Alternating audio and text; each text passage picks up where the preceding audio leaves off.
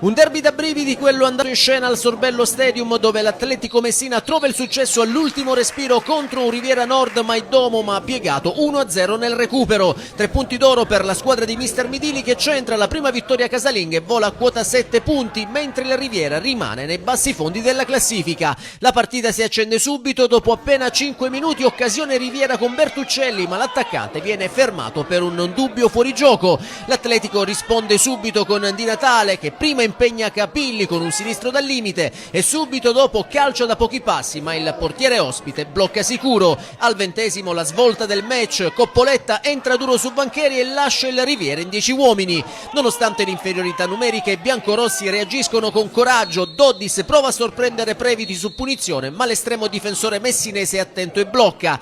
Nella ripresa il copione non cambia, Riviera Nord è generoso, Atletico che prova a sfruttare la superiorità. Gli ospiti si affacciano ancora con Bertuccelli, il cui destro sfiora la traversa di un soffio. L'Atletico ribatte con Tiano, il cui cross velenoso per poco non sorprende Capilli. Al 55° altro episodio chiave, Arena commette fallo su Farina e rimedia il secondo giallo della sua partita. Riviera in 9 contro 11. Eppure incredibilmente è proprio la squadra ospite a sfiorare il vantaggio per 2 volte, prima con Roll fermato da un Previti monumentale, poi con Ambriano che non centra la porta per questioni di centimetri. Al 77° arriva il momento del nuovo acquisto. Gianluca Cibolone fa il suo debutto in casa e si mette subito in mostra con un assist perfetto per Bombaci, che però manca di un soffio, la deviazione vincente. Nel finale l'Atletico alza il ritmo e ci prova con tutte le forze. Briganti spara alto di un soffio da fuori area, poi Di Natale tenta una girata acrobatica ma trova la grande risposta di Capilli che devia in angolo,